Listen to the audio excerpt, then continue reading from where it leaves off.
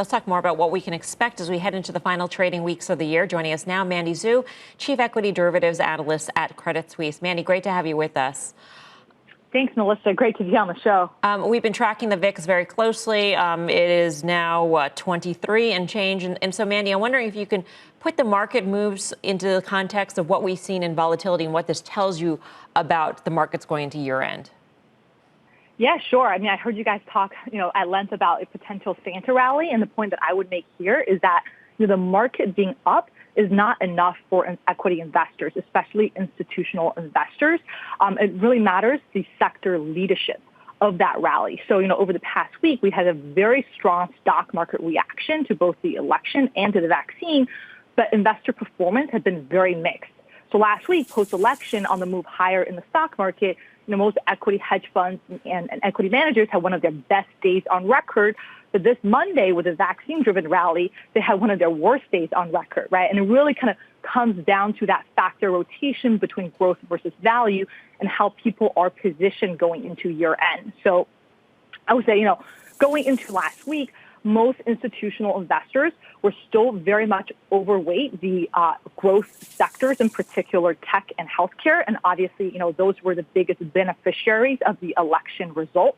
So people were very well positioned for last week's rally, but they were not at all well positioned for this week's rally, which was very much led by the beaten down value sectors that, and means that most institutional investors are not only underweight, but a lot of them are outright short against their core longs in tech. So to me, the question going forward, it's less, where the market is going, but really kind of what is going to lead us on the way. Is it going to be growth or is it going to be value? That's the key question, and that's going to determine a lot of, performance numbers for equity funds. Mandy, thanks for being here. Tim mentioned that valuations, and he's probably right, probably not going to matter until the middle or early part of 2022. If that's the case, and if the Fed does seemingly have all of our backs, is it just sort of full speed ahead and any fundamental work that you'd like to do gets sort of pushed towards the side for now? I would say the Fed is not enough. We've seen that with Europe and with Japan. You do really also need fiscal policy. And I think at this current time, you also need good vaccine news. And one of the things that we've been recommending clients to do going into year end is, I think the vaccine news come out this week, it's a big deal, right? And going into year end, it's actually going to be a very catalyst-rich time in terms of further potential vaccine news. So we've gotten some of the interim data from Pfizer. We're expecting more data out of Pfizer, but also out of AstraZeneca and Moderna. So I think going into year end, there is really a potential for positive vaccine news that can drive not just the market higher, but can drive a sustained value rotation. But on the other hand, you look at the macro picture in the U.S., we're setting daily new records in terms of COVID cases. The pandemic is still raging out of control. There's still no signs of fiscal support. So what we've been recommending clients do is don't rotate yet out of your core tech, core growth holdings just yet, but look at buying some upside right tail hedges in the beaten down value sectors and value names. And this is looking particularly attractive right now because volatility levels have come in so much, right? The VIX has gone from a high of 40 pre-election to now 23.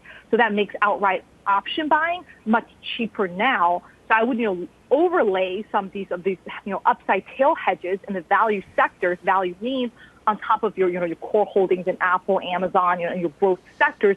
I think that's the setup you want to have going into year end when we're facing a lot of potential catalysts that could drive a value rotation.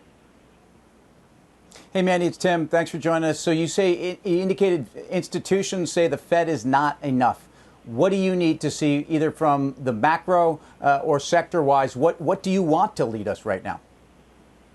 Sure. I think, what you want to see is progress in terms of fiscal stimulus. I think that's going to be huge. And we've seen, over the past week, certain headlines from maybe Mitch McConnell, different congressional leaders saying, oh, we're working on it, there's progress. But, they've been saying that for months. and we really haven't gotten a stimulus deal yet, right? And we also, I think I would like to see more positive vaccine data from the other vaccine makers, AstraZeneca and Moderna, because only then can we really move up the timeline for when potentially everyone can get vaccinated, and when we can, life can return to normal. Keep in mind, vaccine, Joe, with just the Pfizer data, we're still looking at second half of next year in terms of people getting vaccinated. So what's going to happen in the meantime, right? We still need fiscal support. So to me, those are the two catalysts that I'm watching for that I think are much more important than the Fed. Not to say the Fed's not important, but they've already indicated they're going to be the backstop. They're there to provide liquidity. Nothing really has changed on that front. What needs to change is much more on the fiscal front and also the vaccine front. So, Mandy, you gave a lot of caveats to market performance, but I will ask you the question, would you fall more into the Santa camp or the Grinch camp? I fall much more in the stay long, the tech, the growth sector camp until we get more concrete positive news. So I would say, yes, market's likely to go higher going into year end, mostly because of tech. But to me, really, you need to see more concrete positive data from the vaccine and fiscal front before that, we can really see a sustained value rotation. Mandy, thank you. Thanks. Mandy Zhu, Credit Suisse. She's a terrific guest, but she does not play the game. I respect that, though, because it was a very specific stay long tech. And Karen, I will go to you because, a key point that she's been making is a lot of the trades can be made because volatility is so low. It's your opportunity to actually use that in your favor. Right. Well, at least she didn't would you rather herself. That's true. She would be banned in that case. But anyway. Right. So I'm always long, and I'm always looking to hedge. I'm happy to see the VIX come in a lot, and I'll probably look to put on some protection, but that is to allow me to stay primarily long. So there's a little bit of a paradox there, though. If we get good news on the vaccine, then the rotation will happen. The NASDAQ will fall. Those stocks weigh more heavily on the S&P. So the monolith of the S&P might go down. But the market I think of as more broad than that, than those just tech names, they could go up. Right. So I'm still firmly Santa.